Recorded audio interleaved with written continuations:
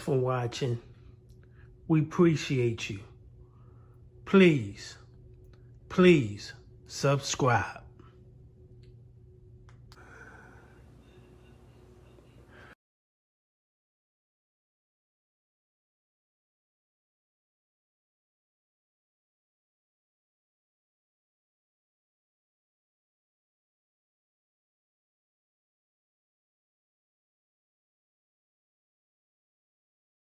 Apartment 921 Peterson Point, where shooting just occurred. 7 dead in 7 days. A stretch of domestic violence tearing through central Texas.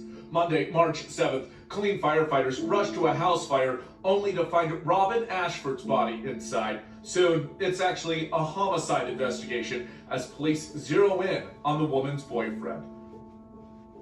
Friday, March 11th, KILLEEN police find a 29-year-old dead, saying he took his own life. But a short distance away, they soon find a 25-year-old Neosha Johnson. The man's girlfriend, police believe he killed her before shooting himself.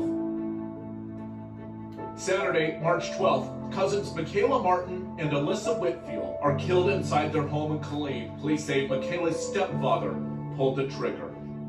And finally, Monday, March 14th, TERESA VISE'S and KIMBERLY are shot to death in a Waco apartment. Authorities say GORSKI'S husband, who is also VISE'S son, is responsible for their murders. Every one of these deaths tragically tied to domestic violence, a growing crisis now impacting Central Texas. This is not going to be your normal 10 p.m. newscast. Tonight, we want to shed a light on something that's sadly happening far too often in our communities: domestic violence. Now, the odds are good it's happening somewhere in your neighborhood right now. Maybe it's even happening to someone you know or yourself. Tonight, we're focusing on what to look for and how you can get help. Now, if you need help, don't be afraid to ask for it. All night long, we'll have the National Domestic Violence Hotline in the top right of your screen. If you scan the QR code there, it'll also take you to the hotline's website.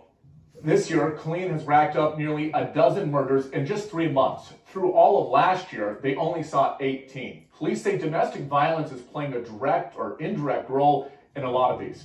Tonight, 25 News reporter Jarrell Baker tells us more about the sharp rise. Unbelievable. We never think it hit a home. We never think it hit a family.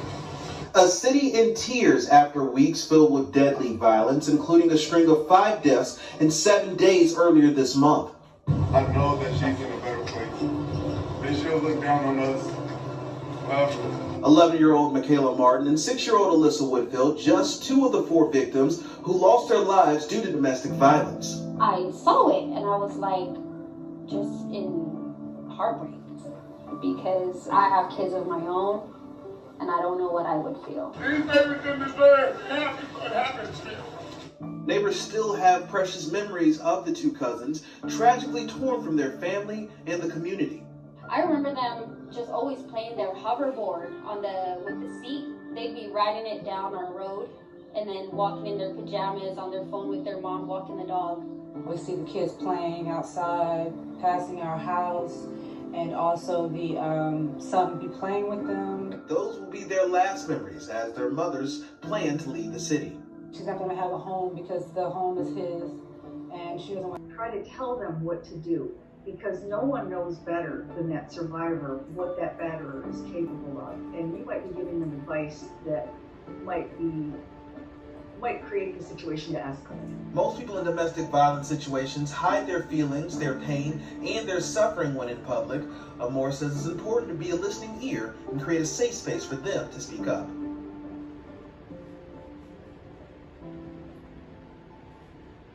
Due to the rise in domestic violence cases the last few years, police departments in Central Texas are changing the way they respond to crime. For Waco PD, its Victim Services Unit takes a survivor approach. 25 News reporter ALYSSA gives us an inside look. Domestic violence, a growing concern around the country and right here in Waco. That's where the award-winning Waco PD Victim Services Unit comes in. We are a resource for victims and witnesses of crime. They visit with an average of about 600 victims in person each year, plus an additional 1,500 phone calls. Now, of those numbers, about a quarter of them do deal with domestic and family violence. It happens with your neighbors, with your coworkers. You may not always know about it. Your victims typically are afraid to speak out. there's a safety concern. ALYSSA says between the fear and manipulation from an abuser, it takes an average of 7 police visits before a victim will ask for help. Typically with a family violence victim, you can see a pattern that has to kind of play out. They have to reach a limit and have to be done with it. Once they do reach that limit, victim services can help direct them to resources like counseling, financial assistance, and places like the Family Abuse Center.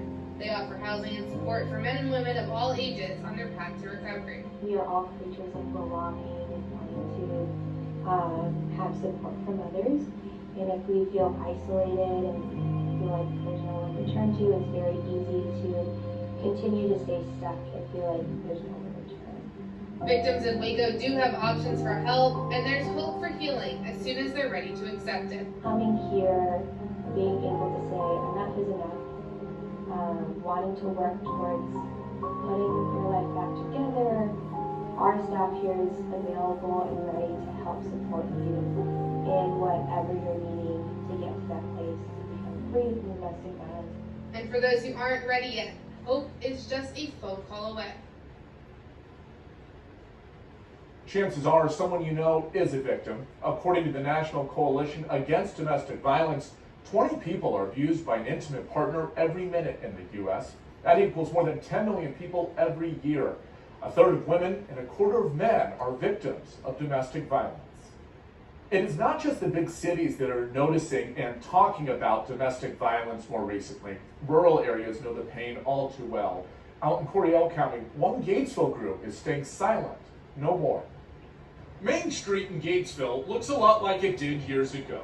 But small towns can hide big problems, and that's something Righteous Roots is trying to fix in rural Texas. A terrifying situation, whenever it does happen, oftentimes we don't realize that we're in an abusive situation. Melanie Webb and Gladys Wittenberg are the driving forces behind Righteous Roots Crisis Center, a domestic violence outreach post. We realized the need whenever we went through our own crisis. There was not a lot of resources available, how common abuse is. The women are survivors themselves. When the center first opened 4 years ago, it was because they knew firsthand the limited resources available in more rural parts of the state, where what happens behind closed doors tends to stay there. Places to go, ways to make money. Oftentimes women have children with them, and they have been solely supported by the male in the house. The organization typically helps 60 to 75, mostly women, at any one time. There are also classes that focus on addiction, parenting, and even marriage counseling.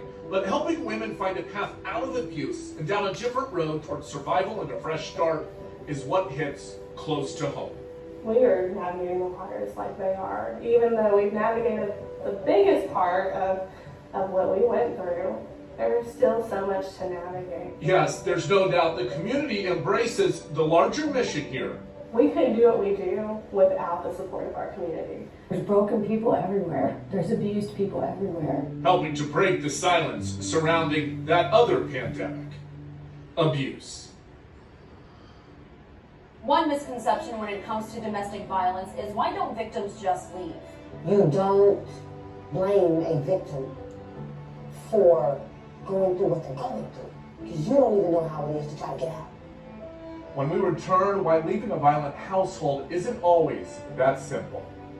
Plus, we'll be talking with the director from the Waco Family Abuse Center about the impact this is having in our community.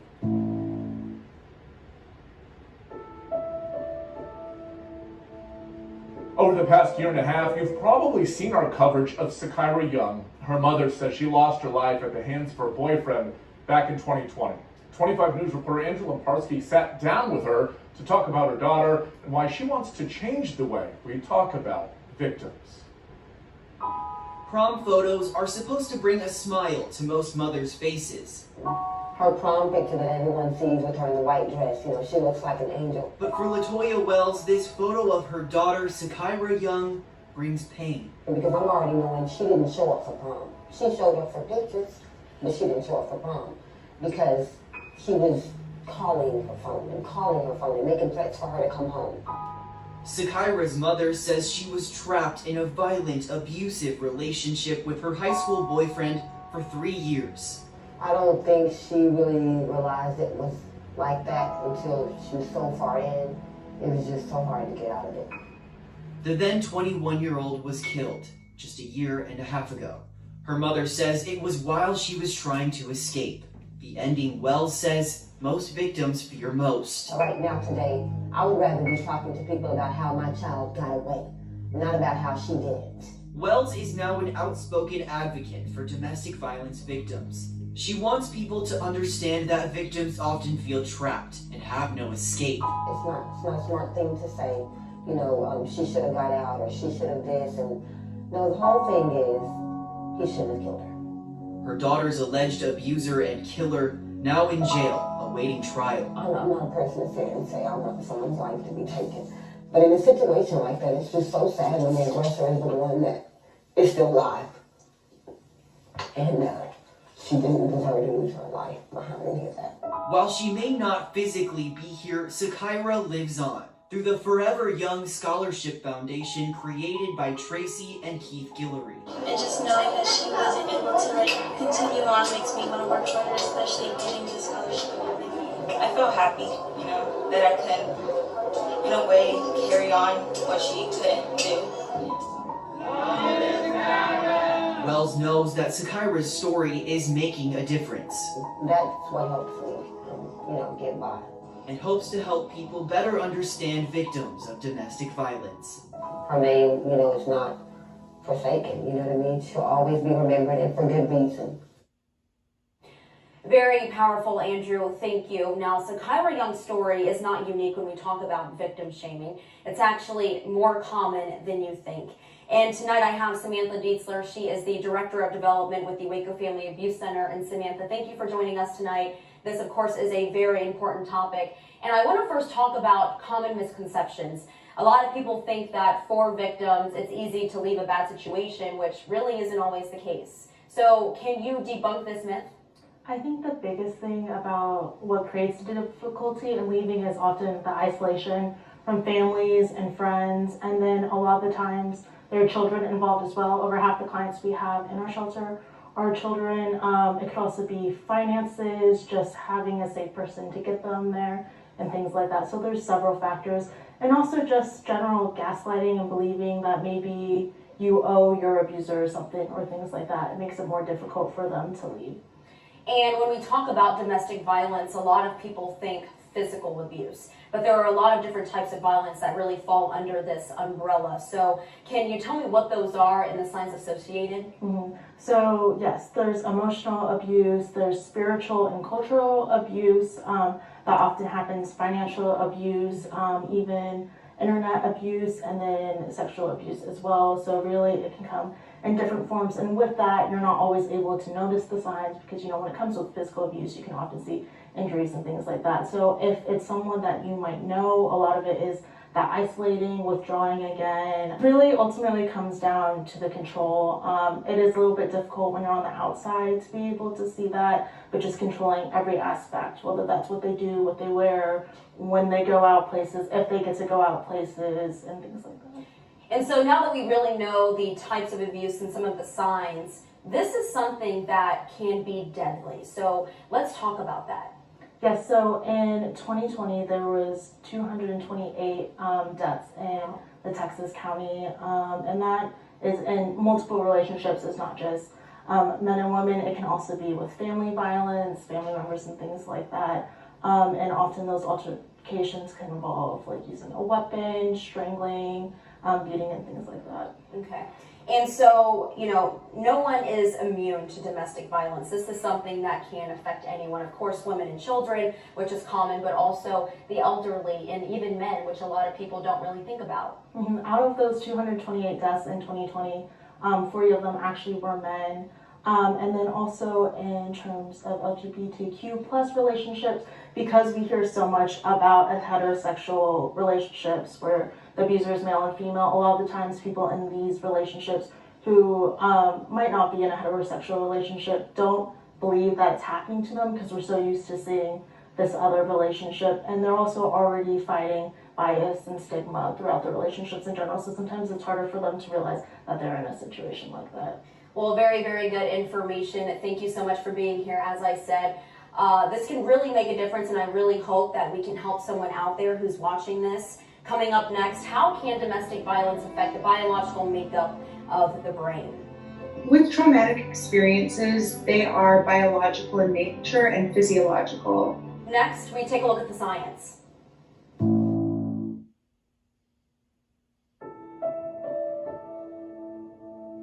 Welcome back to our 25 News Domestic Violence Special. If you're just now joining us, Samantha Dietzler from the Waco Family Abuse Center is here with us tonight discussing how domestic violence impacts our brains. So Samantha, science actually shows that recurrent abuse really changes the physical makeup of our brains. And so can you explain to me the issues or mental health problems that you see in victims that come to you? Yeah, so the biggest thing is trauma and PTSD, and that extent is going to depend on how long they were in that relationship and how intense the abuse was. A lot of the times the response targets the brainstem, so the fight or flight response, and then the temporal lobe, so the emotions that come from that. So in instances of abuse, you will have like a chemical rush and everything, which kind of recircuits everything. So some of those effects that we see as a result of the PTSD is more anxiety, more depression sometimes, personality disorders and switching like that, suicide ideation. And this can really affect especially children who are still in that developmental phase. So talk to me about that. For children of abuse, especially if it takes a while for their parent to leave the situation, they kind of come to see it as normal and acclimate to this as well.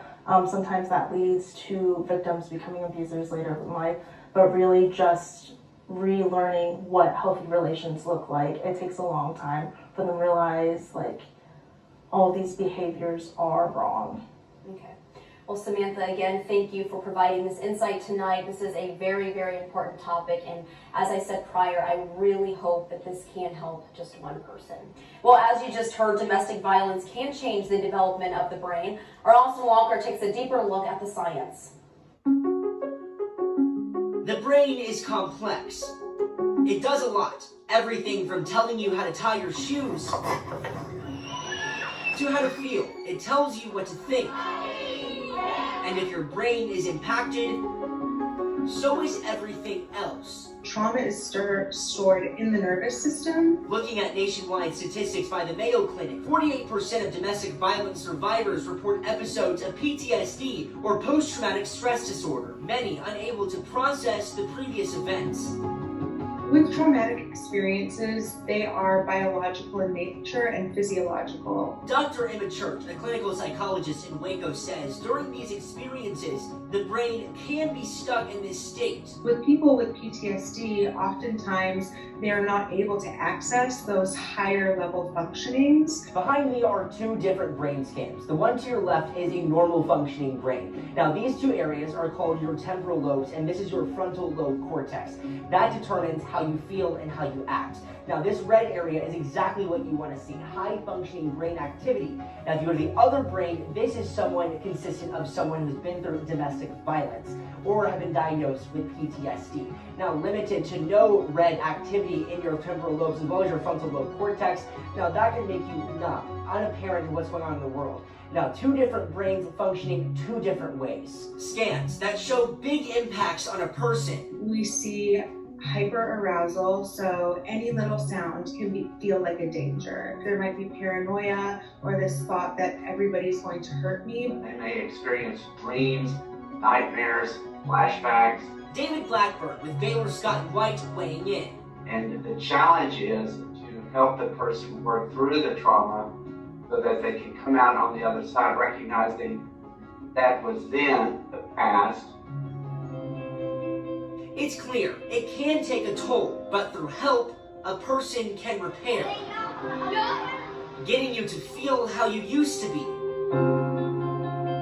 Thinking like yourself and understanding the world around you once again.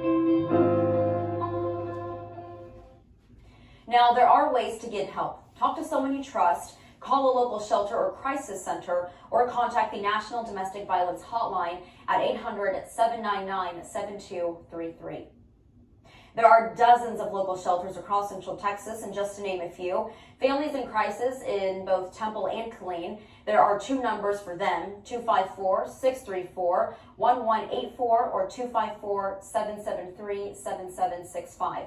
And the phone number for the Family Abuse Center here in Waco is 1-800-283-8401. And remember, if you are in immediate danger, don't be afraid to call 911. That'll do it tonight for our domestic violence coverage. Caleb Chevalier is up next with a look at your forecast. And Good Morning Texas is back tomorrow to kick off your day starting at 5 a.m. Thanks for joining us and have a good night.